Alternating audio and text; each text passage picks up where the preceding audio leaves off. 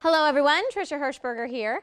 Here at Newegg, we're obviously big PC gamers, but we're also known to spend some time in the console world hanging out with Gods of War and Masters Chief.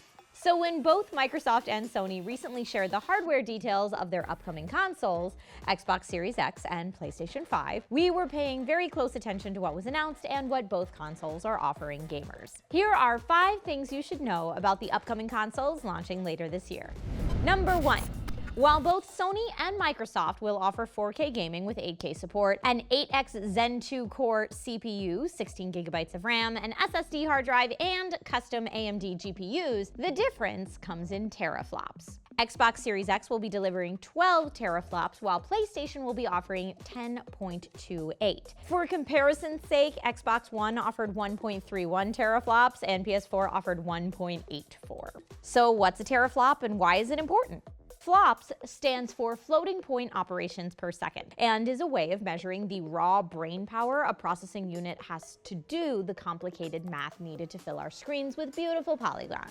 A teraflop is a trillion flops, and the PS5 and Xbox Series X can pump out over 5 times as many as the previous generation, so we can expect impressive graphics from both systems. Number 2. The new generation of consoles are moving to SSDs, finally. How does a solid-state drive improve your gameplay experience?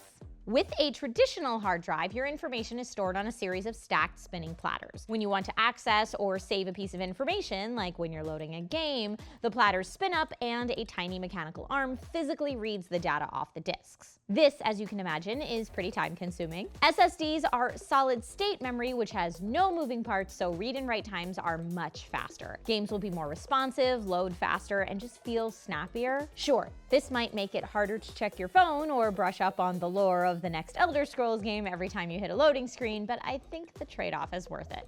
Number 3.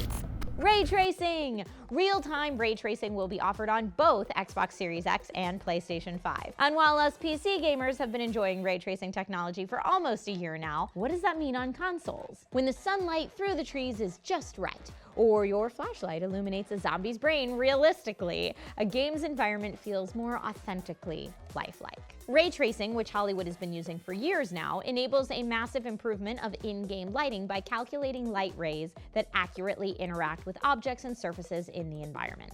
The new console GPUs will be crunching some crazy math behind the scenes so that light scatters on the surface of a pond, your dying flashlight falls away into half darkness, and your sweet new armor is appropriately shiny. Number 4.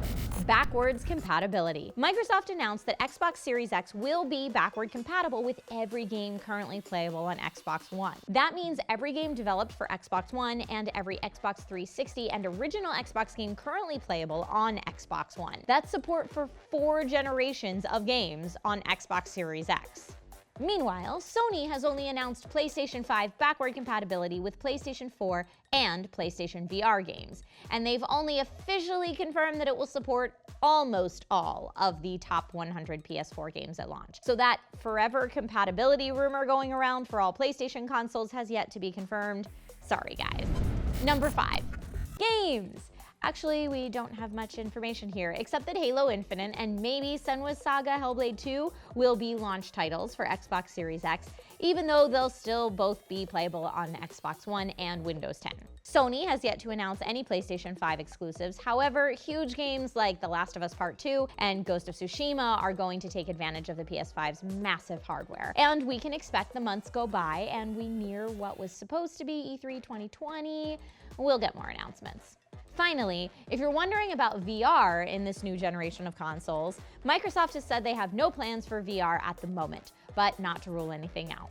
Sony, on the other hand, has only said PlayStation 5 will support PSVR and has made no mention of a new VR headset in development. So what do you think? Are you feeling what Xbox Series X is offering, or are you leaning more towards PlayStation 5? Or maybe it's all about the games and you're waiting it out. Let us know in the comments. My name's Trisha Hirschberger, and I'll see you next time right here at Newegg.